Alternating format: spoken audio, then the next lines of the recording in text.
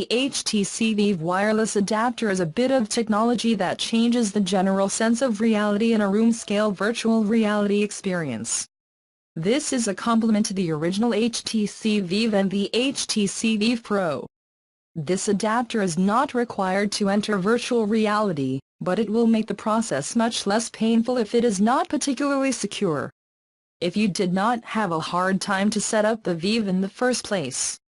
When you work with a PC-based VR configuration, you know that you will need some technical knowledge. At least for the configuration process, not only will it connect and play. It must be that simple. With the HTC VIVE wireless adapter, you have a more complicated configuration process than you have had with HTC VIVE or HTC VIVE Pro. The headset does not require you to open your PC and install a new part. With the wireless headset, you have to unscrew some screws.